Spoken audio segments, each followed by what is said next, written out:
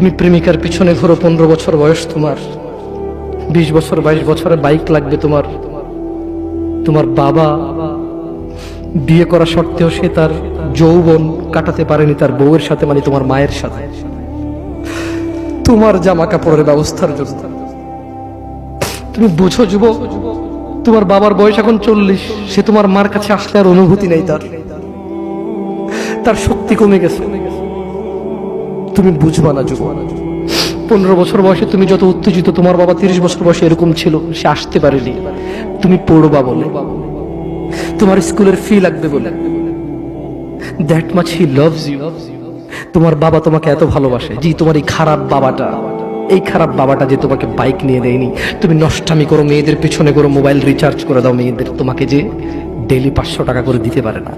এই লোকটা যদি 60 বছর বয়স পায়, তার জীবনের 20টা বছর সে এমন 20টা বছর, যে 20টা বছরে সে হাড় ভাঙা পরিশ্রম করতে পারত, করছে, তোমার মায়ের দেখা সে পায়।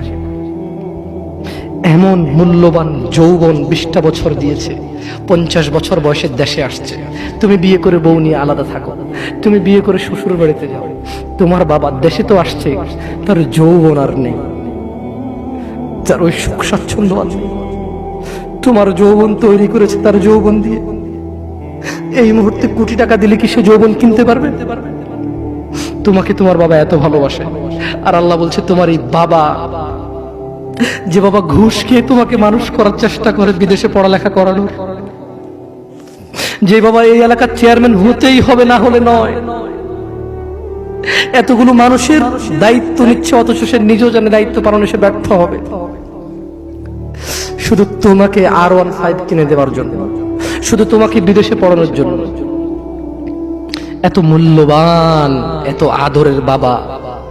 আল্লাহ বলছেন যে ইউবাসসারুনহুম ইয়াওয়াদ্দুল মুজরিম, ও মুহাম্মদ সাল্লাল্লাহু আলাইহি ওয়াসাল্লাম, আপনি সেদিন দেখবেন অপরাধী এই মানুষটা যে এত বোকা, ছেলের জন্য এত কিছু করেছে হারাম ভাবে, হালালের ধার ধারে নাই, হারামের ধার ধারে নাই।